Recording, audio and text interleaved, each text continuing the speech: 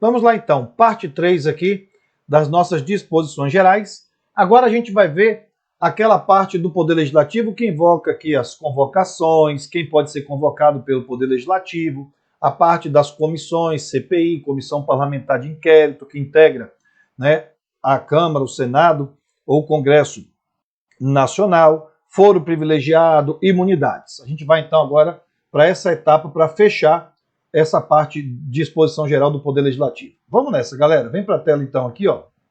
Artigo 50 diz que a Câmara dos Deputados e o Senado, ou qualquer de suas comissões, poderão convocar ministro de Estado ou quaisquer titulares de órgãos diretamente subordinados à Presidência da República para prestarem pessoalmente informações sobre assunto previamente determinado, importando em crime de responsabilidade a ausência sem justificação adequada. Então, é o papel de fiscalização que essas duas casas têm.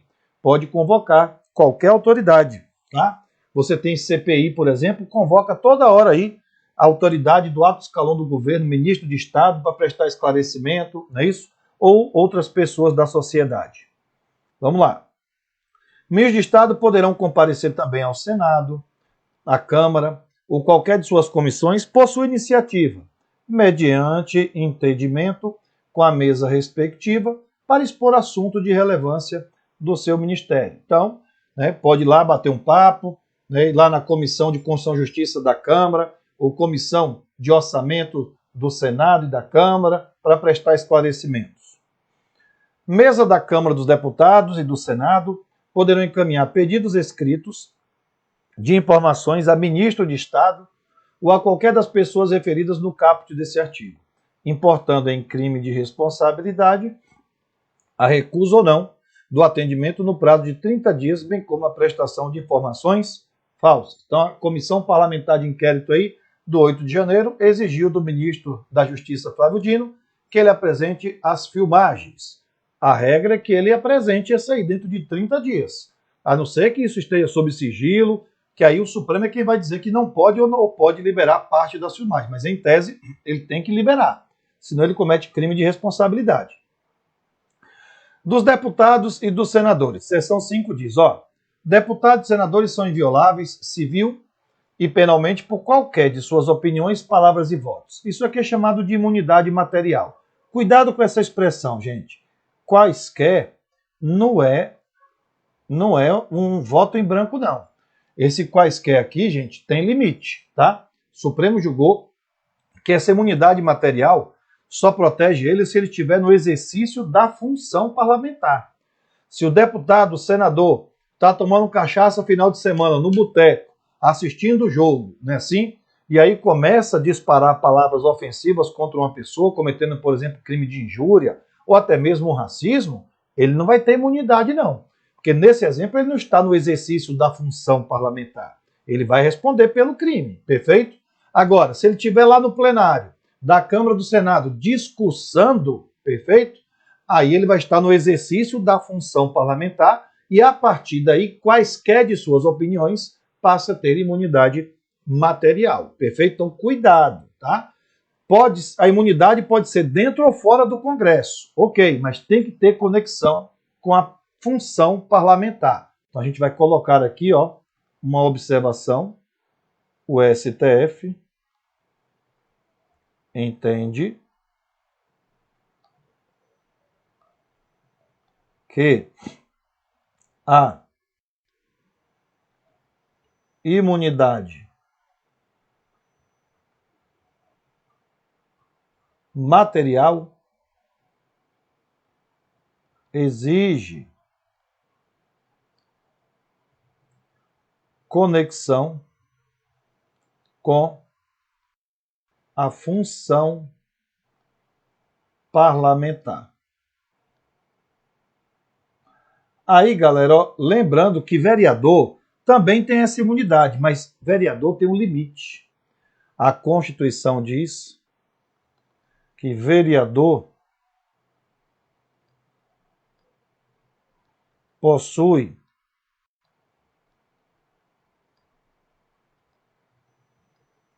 imunidade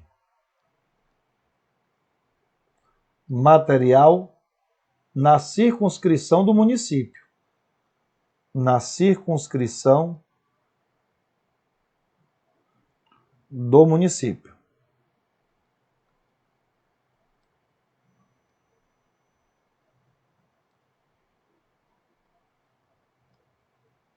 Então, se ele saiu do município, ele já não tem mais essa imunidade material. Então, deputado, quem tem essa então aqui, ó? Deputado federal do estado do DF, senador e vereador. Agora lembra que vereador tem isso, mas no limite do seu município. Foro privilegiado, ó. Deputados e senadores, desde a expedição do diploma, serão submetidos a julgamento perante o STF. Então, olha só aqui, você tem aqui deputado federal, senador, vai para o Supremo. Deputado do Estado /DF, quem julga é o TJ. Vereador não possui foro privilegiado. Tá? Então a Constituição Federal não deu foro privilegiado para a figura do vereador. E um detalhe, o Supremo também julgou que esse foro privilegiado só vai acontecer para os crimes que são praticados durante a vigência do mandato e que tenha conexão com a atividade parlamentar. Colocou essa novidade. Então, se eu não sou deputado, estou respondendo por um crime, ainda não fui condenado, e me elegi candidato e me elegi deputado, como o crime foi praticado antes do mandato, eu continuo respondendo na primeira instância. Não vai para o Supremo, não. Tá? Então temos que tomar cuidado aqui, ó. Esse foro privilegiado, ó, exige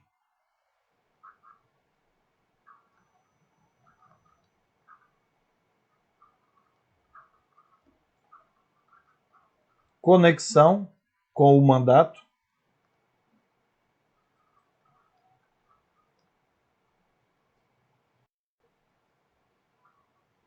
e para crime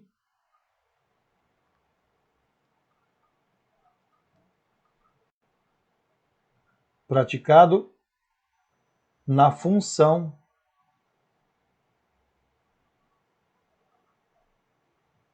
parlamentar. Perfeito? Tá? Então, se o deputado tomou cachaça, saiu doidão no trânsito e atropela uma pessoa, comete um crime de homicídio culposo ou doloso, como não tem nenhuma conexão com a função parlamentar, é na primeira instância. Ele não vai responder isso no STF, não. Então tem que ter conexão com o mandato e tem que ser no exercício da função parlamentar. É a novidade que nós temos. Tudo bem? Então tá aí, galerinha. Imunidade processual também eles têm, ó. Desde a expedição do diploma, os membros do Congresso não poderão ser presos, salvo em flagrante de crime inafiançável. Neste caso, os autos serão remetidos dentro de 24 horas à casa respectiva para que, pelo voto da maioria, olha aqui, ó, se a maioria de seus membros, então é do efetivo total. Isso aqui é MA, maioria absoluta. Resolva sobre a prisão. Então, para ele ser preso, não é isso? Ele tem que estar em flagrante. Essa aqui, na verdade, não é imunidade processual, não, tá, gente? Bora corrigir aqui. Essa aqui é imunidade formal. Tá? Chama de imunidade formal. Ele só pode ser preso em flagrante e se o crime for classificado como inafiançável. Tá? Lembrando que vereador não possui essa imunidade. Vereador não possui imunidade formal, tá? Então, deputado senador foi preso em flagrante de crime inafiançável, o delegado vai ter que remeter os autos da prisão dentro de 24 horas para a Câmara ou para o Senado, que vai decidir por maioria absoluta se o cara vai responder preso ou solto. Tudo bem? É assim que funciona. Sustação do processo. Agora, o que é imunidade processual? A sustação do processo é imunidade processual. Então, bora ver aqui como é que funciona. Ó. Recebida a denúncia contra o senador ou deputado por crime ocorrido após diplomação, o Supremo dará ciência à casa respectiva que, por iniciativa de partido político nela representado e pelo voto da maioria de seus membros, poderá, até a decisão final, sustar o andamento da ação. Então, observe, ó, se o Supremo recebe a denúncia contra o deputado do crime que ele cometeu, eles ainda têm a prerrogativa de suspender o processo. Tá vendo? Ó? Eles podem sustar o andamento da ação, perfeito? Por iniciativa de partido político ou pelo voto da maioria de seus membros. Se é de seus membros, é de efetivo total, ou seja, por maioria absoluta, eles podem determinar por sustar o andamento da ação, significa dizer que enquanto estiver suspenso a ação, o deputado não vai ser processado no Supremo. Eles têm a imunidade processual aí, beleza? Tranquilidade. Pedido de sustação será apreciado pela casa respectiva no prazo improrrogável de 45 dias, a contar do seu recebimento pela mesa diretora, e a sustação do processo também vai suspender a prescrição, enquanto durar o mandato. Então eles têm essas prerrogativas, tá? Imunidade material, protege contra opiniões, palavras e votos. Foro privilegiado, imunidade formal, protege contra prisão, só pode ser preso em flagrante se o crime for inafiançável, e mesmo que seja preso assim, 24 horas depois, a casa tem que ser acionada para decidir se mantém ou não a prisão. E aí, depois que o cara é denunciado no Supremo, o Supremo vai ter que comunicar à casa que houve a denúncia, e aí eles podem suspender o andamento da ação, perfeito? Enquanto durar o mandato do parlamentar, paralisando, então, todo o processo, né, de investigação lá dentro do STF. Imunidade processual. Fechado? Ficar atento a essas prerrogativas aí dos parlamentares. Sigilo da fonte. Deputados e senadores, ó, não serão obrigados a testemunhar sobre informações recebidas ou prestadas em razão do exercício do mandato, nem sobre as pessoas que lhe confiaram ou deles receberam informações. Incorporação às Forças Armadas. A incorporação às Forças Armadas de deputado e senador, embora militar, e ainda que em tempo de guerra, depende de prévia licença da casa respectiva. Então, os militares que foram eleitos deputados, para voltar para as Forças Armadas em tempo de guerra, a casa tem que liberar. As imunidades, ó, aqui tanto faz, imunidade material ou formal, de deputados e senadores, elas subsistem durante o estado de sítio, só podendo ser suspensa mediante voto de 2/3, ou maioria fracionária do efetivo total, dos membros da casa, nos casos de atos praticados fora do recinto do Congresso Nacional, que sejam incompatíveis com a execução da medida. Então, se for decretado aí estado de sítio, perfeito, gente? Estado de sítio, eles podem permanecer com essas prerrogativas, porém eles podem suspender essas prerrogativas por maioria de 2/3. Suspendendo, dentro do Congresso, continua com as prerrogativas, com as imunidades. Para atos produzidos fora do Congresso, é que eles ficarão suspensos essas imunidades material e formal. Tudo bem? Vamos lá. Vedações, eles não podem, deputado não pode, desde a expedição do diploma, firmar ou manter contrato com pessoa jurídica, de direito público, autarquia, empresa pública, economia mista, empresa concessionária de serviço público, salvo quando o contrato obedecer cláusulas uniformes, não pode aceitar ou exercer cargo, função ou emprego remunerado, e inclusive aqueles que sejam demissíveis ad nutus, que é cargo em comissão, nas entidades da linha anterior. Então isso é desde a expedição do diploma, que eles não podem. Agora vem desde a posse, ó, desde a posse ele não pode ser proprietário, controladores ou diretores de empresa que goze de favor decorrente de contrato com pessoa jurídica, de direito público ou nela exercer função remunerada, não pode ocupar cargo ou função que sejam demissíveis ad nutum, que é cargo em comissão, nas entidades da administração pública, não pode patrocinar causa que seja interessada a qualquer das entidades e também não pode ser titular de mais de um cargo ou mandato público eletivo. Então tem vedação desde a posse e desde a diplomação, beleza? Perda de mandato. Bora ver aqui, ó. Perderá o mandato o deputado ou senador que infringir qualquer das proibições estabelecidas pelo artigo anterior. Aí quem decide essa perda aqui, gente, ó, é o plenário, tá? A votação aqui é no plenário. Cujo procedimento for declarado incompatível com o decoro parlamentar, aí é o plenário da casa que decide. Que deixar de comparecer em cada sessão legislativa a terça parte das sessões ordinárias da casa que pertencer, salvo licença ou omissão nela autorizada, aqui já é a mesa diretora que decide. Que perdeu ou tiver suspenso direitos políticos, também é decisão da mesa. Quando decretar a justiça eleitoral, também é decisão da mesa diretora. E quando sofrer condenação criminal em sentença transitada em julgado, aí é o plenário da casa que vota pela perda do mandato. Beleza? Tranquilidade, aqui é letra de lei, não tem o que inventar.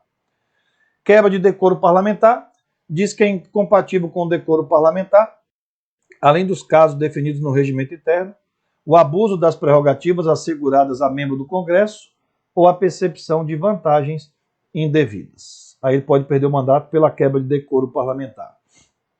Olha aí, ó. Nos casos do inciso 1, 2 e 6, a perda do mandato vai ser pela Câmara ou pelo Senado, ou seja, pelo plenário, tá? Por maioria absoluta. E nos casos de 3 a 5, que a gente viu, quem declara a perda do mandato, ó, é a mesa diretora da casa respectiva. Nós já colocamos lá, beleza? A renúncia de parlamentar submetida a processo que vise ou possa levar à perda de mandato, nos termos deste artigo, terá seus efeitos suspensos até as deliberações finais de que trata o parágrafo 2º e também o parágrafo 3º. Tranquilidade. Não perde agora, ó, o mandato se ele for investido em cargo de ministro de Estado, governador de território, secretário de Estado, DF, território, prefeitura de capital, chefe de missão diplomática temporária, quando estiver licenciado pela respectiva casa por motivo de doença ou para tratar sem remuneração de interesse particular, desde que, neste caso, o afastamento não ultrapasse a 120 dias por sessão legislativa. Flávio Dino, ministro da Justiça, ele é senador. Ele não perdeu o mandato de senador. Se Lula exonerar ele do mandato de ministro, ele volta para o Senado. Beleza? Suplente. Será convocado nos casos de vaga, de investidura, em funções previstas nesse artigo ou licença superior a 120 dias. Ocorrendo vaga e não havendo suplente, far-se a eleição para preenchê-la e se faltarem mais de 15 meses para o término do mandato.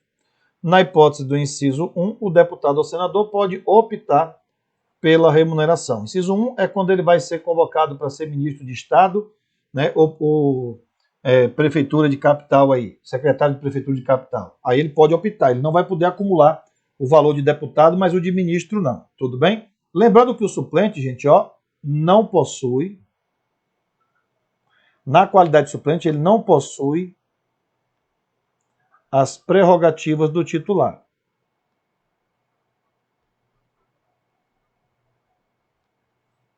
Tá? Então, suplente não tem foro privilegiado, suplente não tem imunidade material, nem imunidade formal. Tá? Não tem. Beleza? Sobre as reuniões. Aí, ó. Congresso Nacional, reúne-se anualmente na capital federal, do dia 2 de fevereiro, vai até o dia 17, aí tem aquele recesso parlamentar, volta no dia 1º de agosto e fecha no dia 22 de dezembro. Isso aqui é o que a gente vai chamar de sessão legislativa ordinária, que é o período normal de votação dentro do Congresso Nacional. Beleza? Lembrando que você tem uma sessão legislativa ordinária a cada ano, tá bom? A legislatura são 4 anos e a sessão legislativa ordinária começa em fevereiro e termina em dezembro, tá bom? O fato de ter aqui um recesso parlamentar, ó, não quer dizer que nós temos 2 sessões ordinárias por ano, não. Lembra disso aí. Reuniões marcadas para essas datas serão transferidas para o primeiro dia útil, subsequente, quando recaírem sábado, domingo e feriados.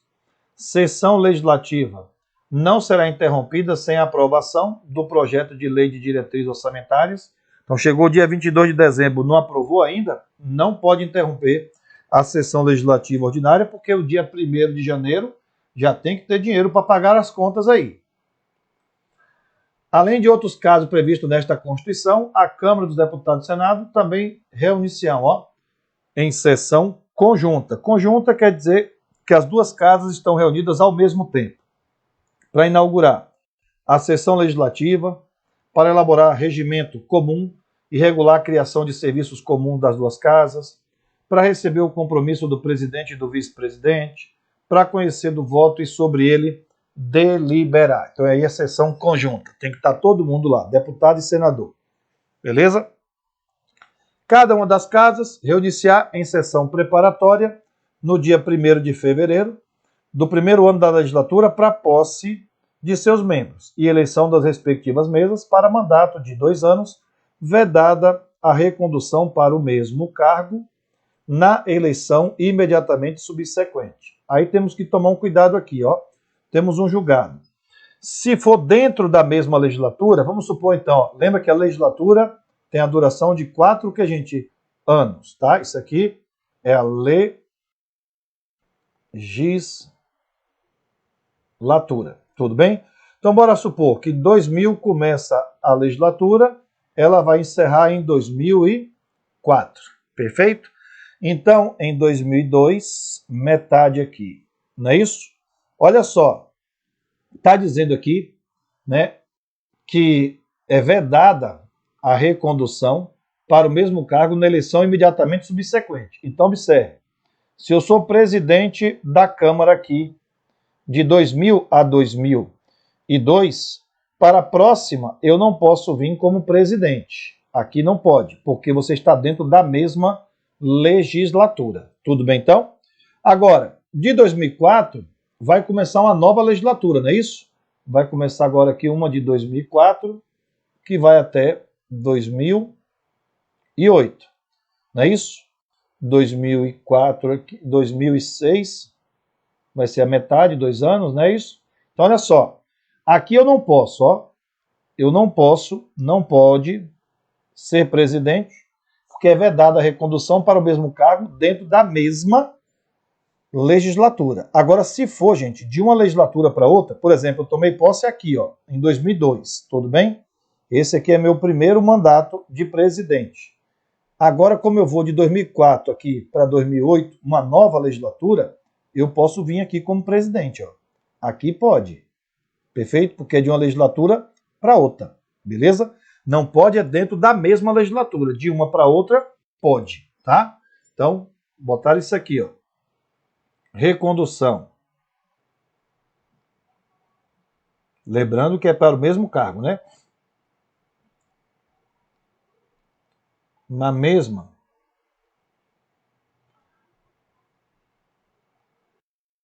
legislatura,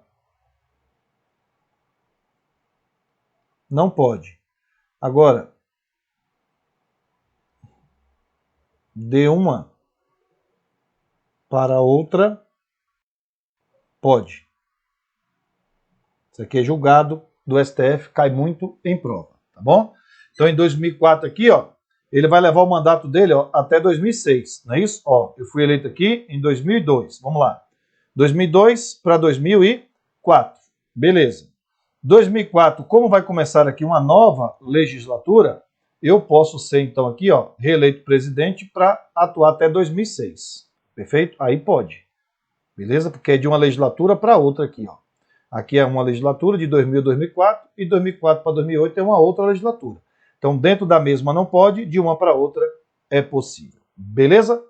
E o Supremo julgou que esse dispositivo, gente, ele não é de reprodução obrigatória para os estados, tá? Os estados têm autonomia para dispor, diferente do que está escrito aqui no 57, parágrafo 4º. Tem total autonomia para isso. Mesa do Congresso será presidida pelo presidente do Senado e os demais cargos serão exercidos alternadamente pelos ocupantes de cargos equivalentes da Câmara dos Deputados e no Senado Federal. Beleza. Convocação extraordinária, muito importante. Para matérias que são relevantes, urgentes, aí é extraordinária. far-se-á pelo presidente do Senado, em caso de decretação de estado de defesa, intervenção federal, pedido de autorização para decreto de estado de sítio, para assumir o compromisso e posse do presidente e vice-presidente da República. E também pode ser convocado pelo presidente da República, pelos presidentes da Câmara dos Deputados, ou a requerimento da maioria dos membros de ambas as casas, em caso de urgência ou interesse público relevante, em todas as hipóteses desse inciso, com aprovação da maioria absoluta de cada uma das casas do Congresso Nacional. Então, matérias relevantes e urgentes, o Congresso é convocado de maneira extraordinária. Aprovar estado de defesa, intervenção federal, estado de sítio, né? Extraordinária. Qual é a marca da convocação extraordinária? Que só vai ser pautado nesse dia os motivos que justificaram a convocação. A regra é que o resto fica para depois. Perfeito? Então, na convocação extraordinária, em tese, o Congresso para poder deliberar sobre a intervenção federal, sobre o estado de defesa, sobre o estado de sítio, para dar posse ao presidente, ou para a matéria que eles falaram que era urgente. O resto é para depois. Em regra, teremos uma exceção. Vamos ver aqui?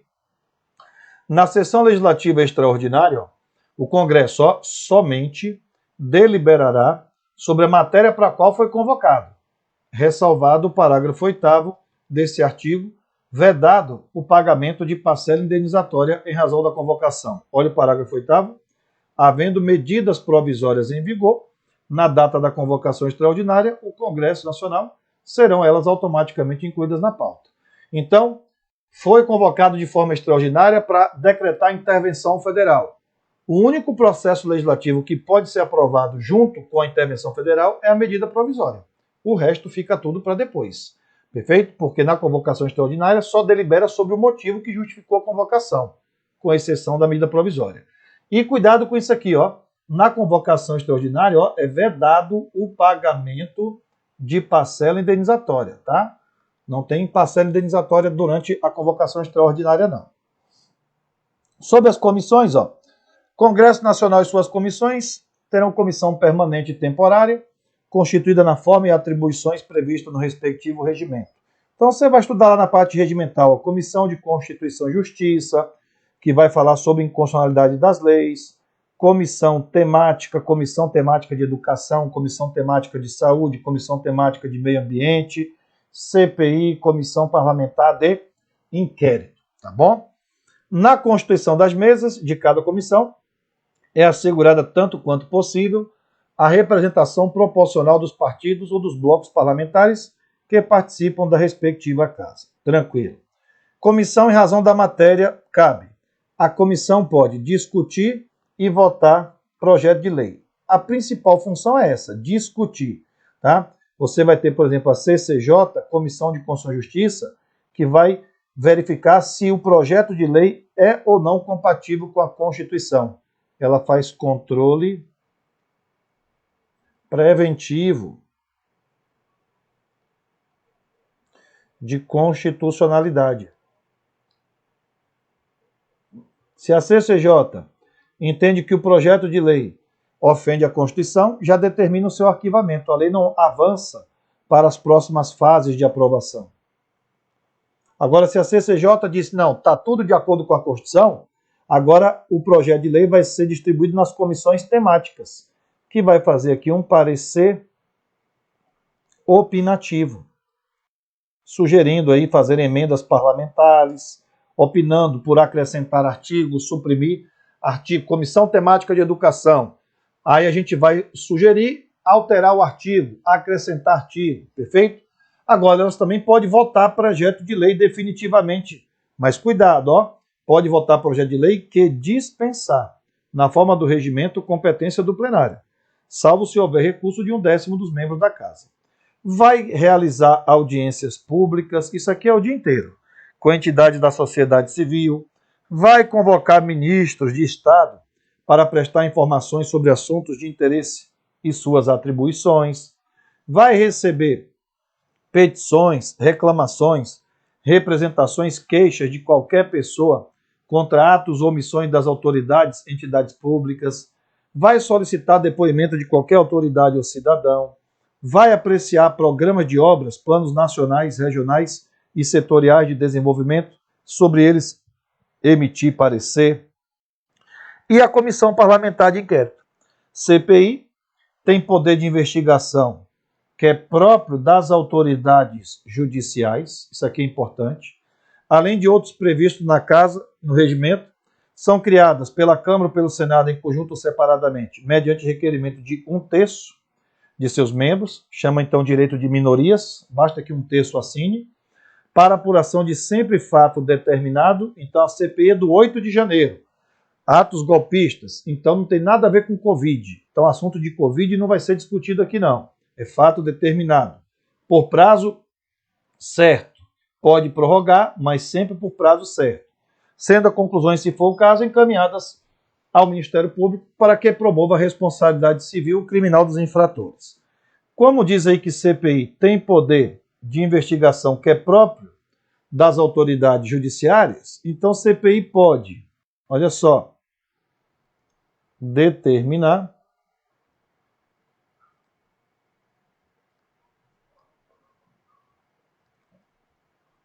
a quebra do sigilo de dados daqueles que está sendo investigado. CPI pode determinar condução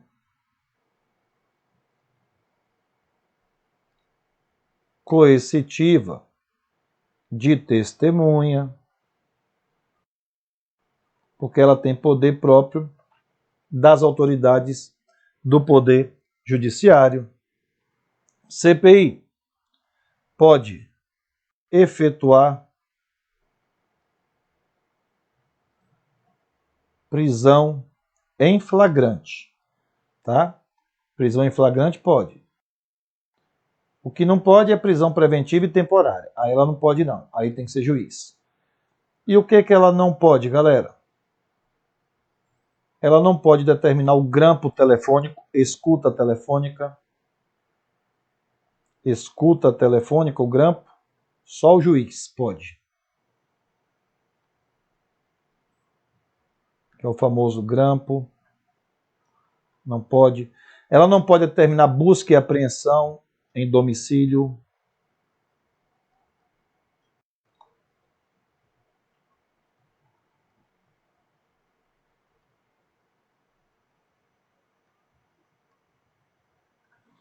E prisão preventiva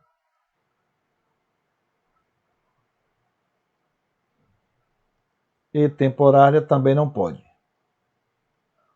Beleza? Agora, cuidado aqui, ó.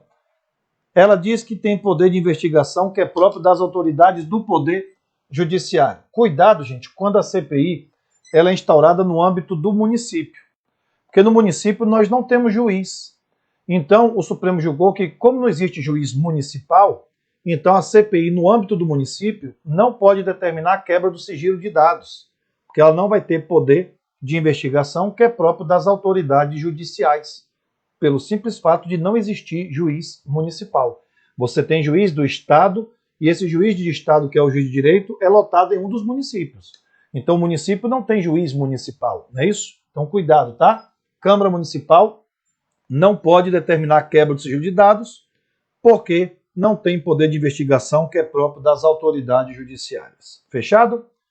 Durante o recesso, haverá uma comissão representativa do Congresso, eleita por suas casas na última sessão ordinária do período legislativo, com atribuições definidas no regimento comum, cuja composição reproduzirá, quanto possível, a proporcionalidade da representação partidária. Beleza? Então a gente fechou aqui a parte teórica das disposições gerais do Poder Legislativo. Então vimos aqui, né, a estrutura da Câmara e do Senado, as competências da Câmara, do Senado e do Congresso e as prerrogativas dos parlamentares. Agora a gente vai fazer algumas questões para relembrar os temas. Olha aí, ó. Compete ao Congresso Nacional, olha aí, gente, ó, verbo no infinitivo, fixar, por meio de lei sancionada pelo presidente, idêntico subsídio para deputado e senador. Lembra lá? Se é fixar verbo no infinitivo, a competência ela é o que, gente? exclusiva. Lembra disso aí? Exclusiva. Se é exclusiva, não é projeto de lei, não. Se é exclusiva, é decreto legislativo. Tá? Então, a gente sempre olha, é Câmara, Senado, se não for, é Congresso. Então, fixar idêntico subsídio para deputado e senador. Vamos ver, é Câmara? Não. Porque Câmara é juízo de admissibilidade, Câmara é exigir prestação de contas e eleger 2 membros do Conselho da República. Vou para o Senado. Senado é crime de responsabilidade, sabatina de autoridades, autorizar a operação financeira, crédito e dívida dos entes federativos, suspender lei inconstitucional, eleger membros do Conselho da República e avaliar sistema tributário. Se não é Câmara, não é Senado, sobra para o Congresso. Se tem verbos no infinitivo, fixar é competência exclusiva, é ato interno da Casa, é através de decreto legislativo, que independe de sanção ou veto, que não pode ser objeto de delegação. Caso contrário, seria competência privativa. Aí a privativa é que depende de lei e precisa de sanção ou veto pelo presidente. Então, filho, pode marcar errado nesse negócio aqui, ó. Errado. Na nossa primeira premissa. Beleza? Você tem aqui o artigo 49. 2. Desde a expedição do diploma, membros do Congresso Nacional não poderão ser presos, salvo em flagrante, de crime inafiançável. Nesse caso, os autos serão remetidos dentro de 24 horas à casa respectiva para que, pelo voto de 2/3 de seus membros, resolva a sua prisão? Não, a gente viu que essa imunidade processual deles, né, aliás, pela imunidade formal, é por maioria absoluta, tá bom? Não é 2/3 não, gente. Tá errado. Deputado ou senador investido no cargo de ministro de Estado não perderá mandato. Certo, a gente viu que não perde não. E aí ele vai ter que optar pela remuneração. Ele não vai poder acumular, mas está certo o item aí, ó. A mesa do Congresso Nacional será presidida pelo presidente da Câmara dos Deputados? Não. O presidente do Congresso, gente, é o presidente do Senado. É o presidente do Senado, que é o presidente do Congresso. Então, ó, errado. Beleza? Os congressistas receberão a correspondente parcela indenizatória em decorrência da efetiva participação em sessão legislativa extraordinária? Não. Na convocação extraordinária para estado de defesa, estado de sítio, né, posse do presidente, não tem pagamento de verba indenizatória. É vedado o pagamento dessa verba indenizatória. Está errado. Não é isso? Mandato dos senadores tem duração de 4 anos? Não. Senador, 8 anos. Havendo renovação parcial de 1/3 e 2/3, a ordem está certa. É 1, depois 2. De cada estado, Distrito Federal, a cada 8 anos? Não. É a cada 4 anos que tem eleição. Então está errado isso aqui. O número de membros que integrará cada Assembleia Legislativa é determinado pela legislação de cada Estado-membro? Não. Isso aqui quem determina, gente, é o artigo 27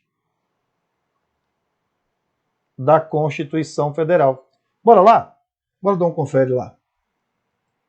Artigo 27. Olha aí, ó. O número de deputados à Assembleia Legislativa corresponde ao triplo da representação do Estado na Câmara dos Deputados. E, atingido o número de 36, será acrescido de tantos quantos forem os deputados federais acima de 12. Bora por parte aqui, gente, criar a situação hipotética? Então tá errado porque quem fixa isso é a Constituição Federal e não cada Estado. Mas vamos lá. Nós vimos que ao final de cada eleição, cada Estado e o Distrito Federal vai ter, no mínimo, 8, lembra disso aqui? 8 deputados federais e, no máximo, 70 deputados federais, de acordo aí com o tamanho da população. Isso pode variar. E está dizendo aí que o número de deputado estadual corresponde ao triplo do número de deputado federal e, chegando ao limite de 36, passa a ser acrescido de tantos quantos forem os deputados federais que restarem acima de 12. Então, bora pegar aqui um exemplo. Vamos supor que um estado X qualquer, ele esteja elegendo hoje 20 deputados federais. Vamos pegar dessa premissa aqui. Se ele tem 20 federais, quantos estaduais tem na sua composição?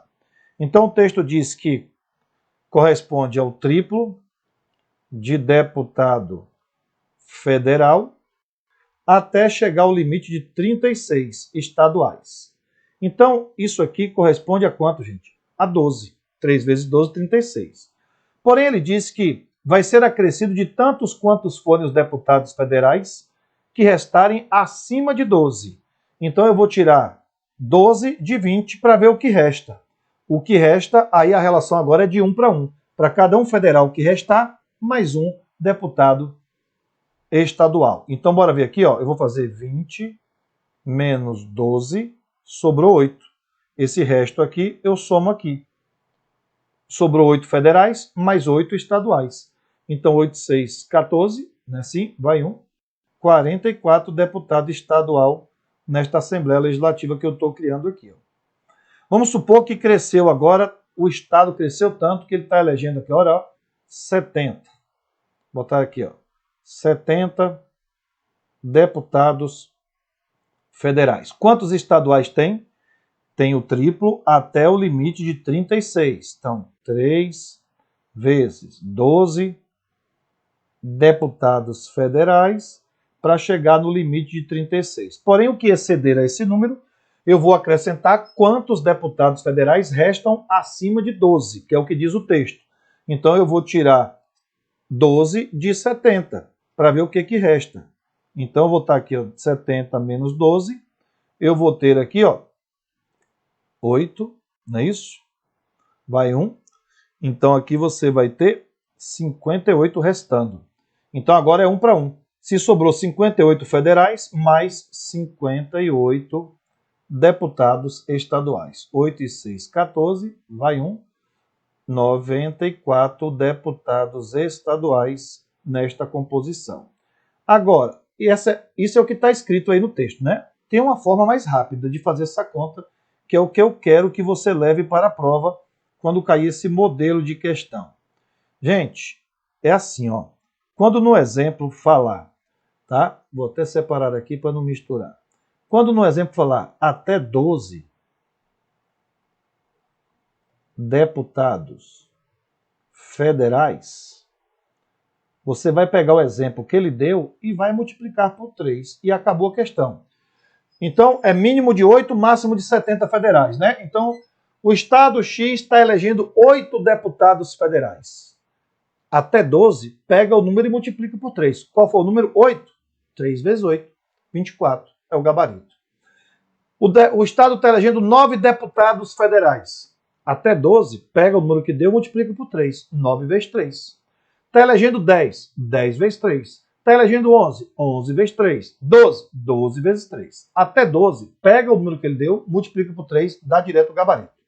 Acima de 12, quando ele te der um exemplo, acima de 12, como eu te dei dois exemplos aqui, né? 20 e 70, quando for acima de 12 deputados federais, o que você vai fazer? Você vai pegar o número que ele deu e vai somar com 24, que já dá direto o resultado. Beleza? Olha aqui, ó. O exemplo que eu te dei aqui, ó, não foi 20? 20 não está acima de 12? 20 mais 24 vai dar quanto? 44. Olha aqui, ó, não foi 70 o exemplo que eu te dei? 70 mais 24 vai dar quanto? 94. Aí a conta já sai rápido. Perfeito? Então, gente, até 12, pega o número e multiplica por 3. Acima de 12, pega o número e soma com 24, que já dá direto o resultado. Aí você não fica perdendo tempo fazendo essas contas aí. Beleza? Avante! Um dos requisitos de elegibilidade para a Câmara dos Deputados é ter idade mínima de 24 anos. A gente já viu isso lá em direitos políticos, né, gente? Não, para a Câmara, gente, é 21. 21 anos, lembra? Tá errado aqui 24, ó. Tá? 21 anos.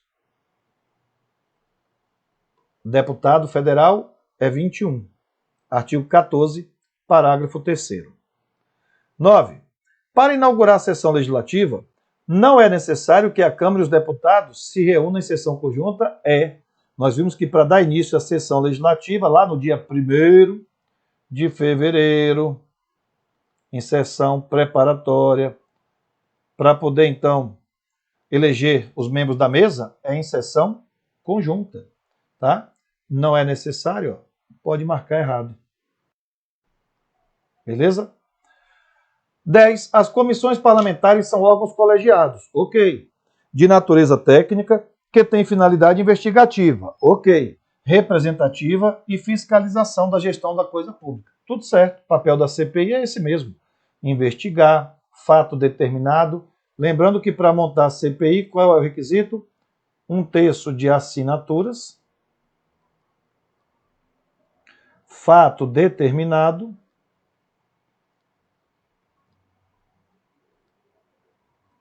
Beleza? Fato determinado e prazo certo. Beleza? Tá? Artigo 58, parágrafo 3º, pode marcar o gabarito aqui, ó, certinho na questão. Moçada, então é isso, ó. Fechamos aqui o nosso estudo de poder legislativo.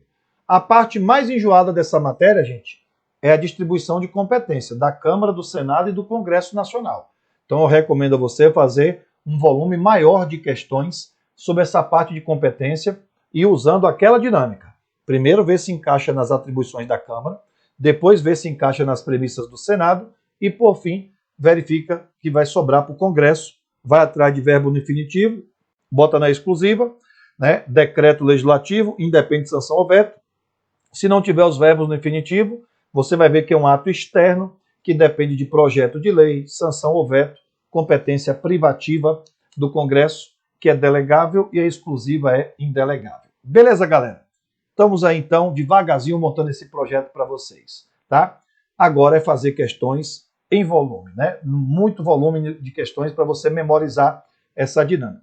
Gostou do que foi produzido aqui, galera? Por favor, deixe o seu like, compartilhe, me ajuda a divulgar isso aí para os nossos alunos e os seus colegas também que estão, né, investindo nessa parte de concurso público, tá bom? A gente se vê então na próxima jornada, se Deus quiser. Vamos nessa!